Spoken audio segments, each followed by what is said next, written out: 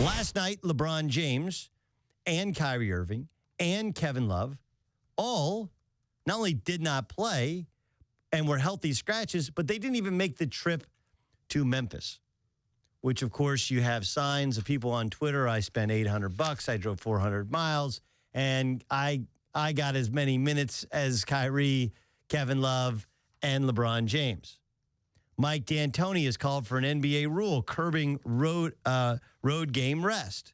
We've seen Mike D'Antoni. We've seen Greg Popovich not dress his players, leave his star players, even when they're defending NBA champions, not bring them on the road because they're quote unquote old.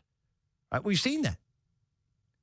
And I'd be the first to tell you that is a smart, strategic strategy in trying to win an NBA championship.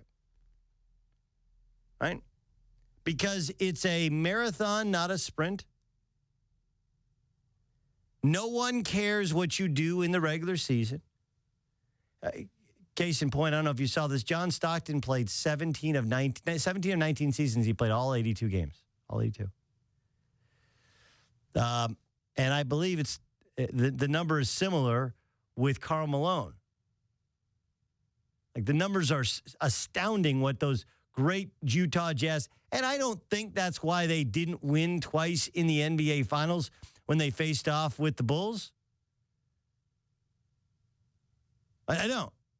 But I can also tell you that as much as they did their job, showed up to work every day, ultimately you are judged by your ability to win a championship and not win a championship.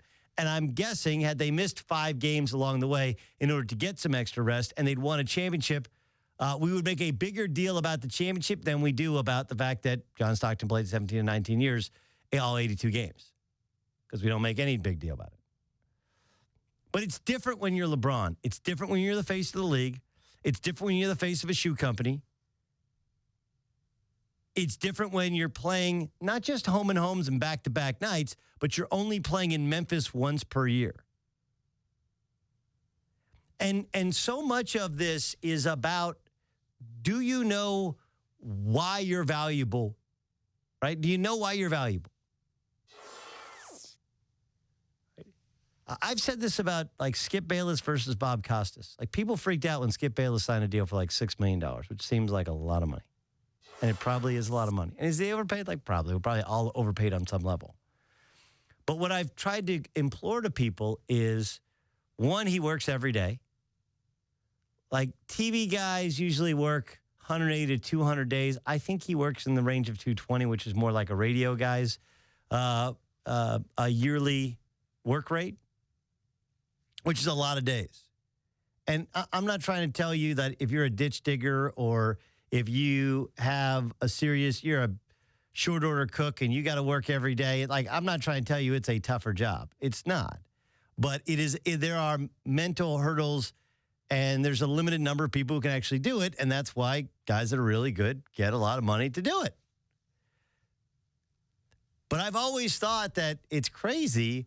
People think he's not 5 times as valuable as like a Bob Costas who makes more money than he does. Like, when was the last time you saw Bob Costas on TV?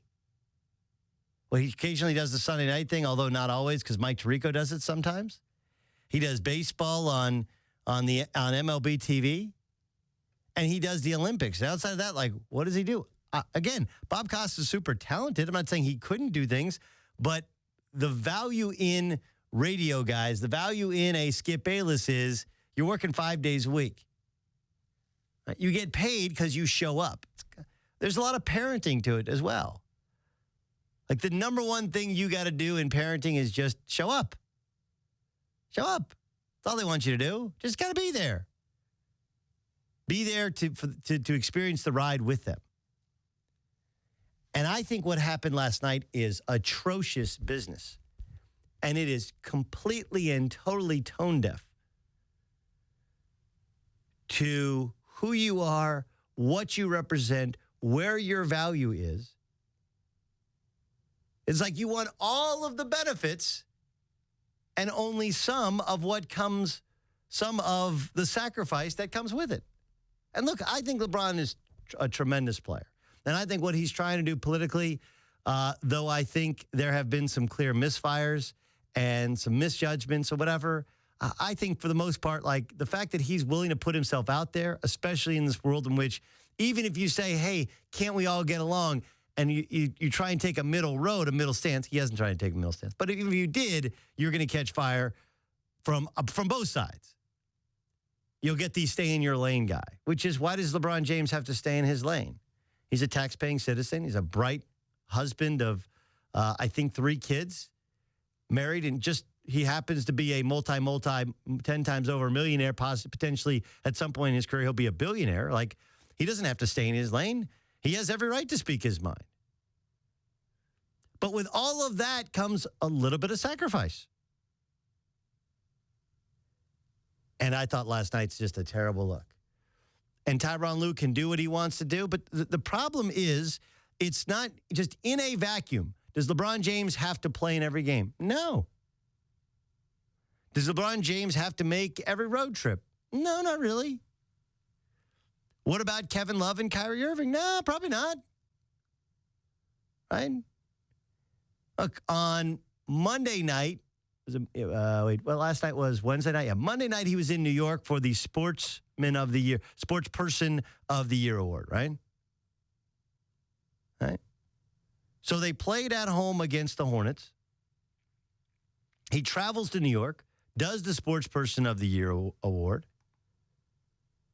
comes back home, plays against the Memphis Grizzlies, and then on back-to-back nights, they choose not to play him. And again, that is their right. But they had 2 nights off before the Charlotte game. Like, this doesn't make any sense. Well, we're taking it easy on them until that's not when you rest him. Right? It's not when you rest him. He's only in Memphis 1 time this year. He's got to play that game. And there are little things to which I think most NBA people, most NBA players. I had dinner last night with a guy whose dad played in the NBA, and he did not make the NBA, played overseas, a teammate of mine. And the way LeBron is judged is this. I don't think anybody would question his all-around skill set. He's unbelievable, right? He can do a little bit of everything.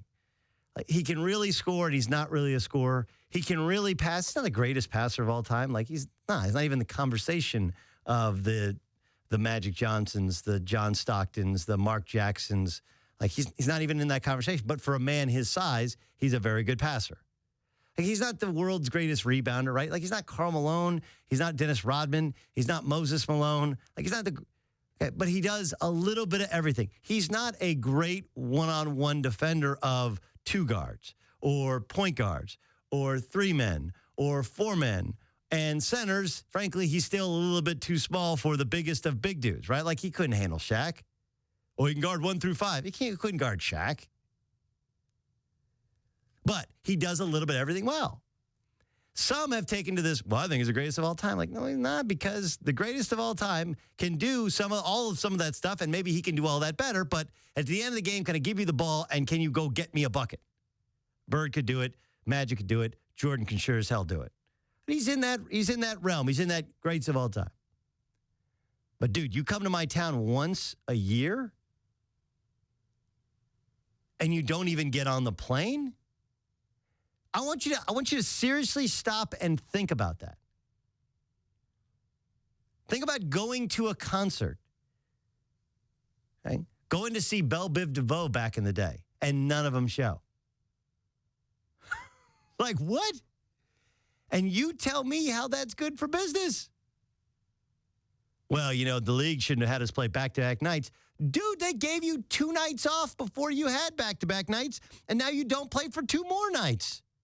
And then you play 1 game, and then you got 2 more nights off before you go to Milwaukee. Then you play back-to-back, then you have a night off, then you play, every other day for a couple days. Like, all right, it's a grind. And I have no doubt in my mind that they have circled the Golden State game at home, Christmas Day, like, this is really important. But one, you can manage and I mean, so much of this is such a crock of bull, it's not even funny. Like, All right, why didn't LeBron just play 20, 25 minutes to beat Memphis the night before? Why? Because they wanted him to get his stats. Right? You want all the benefits of, hey, I want to play because I want to get my stats. But you want none of the sacrifice of, hey, now you got to get on the plane and go to Memphis and play the next night when you're exhausted. If you're going to be the biggest thing in the league, when you only come to that town once, again, I am a supporter of resting your players. But it makes no sense to rest all three. It makes no sense to rest all three in this particular series of games. And you can also rest guys by limiting their minutes in-game. And the only reason you don't is the secret that's the worst-kept secret in all of the NBA. Because guys play for their numbers. Period. Stop.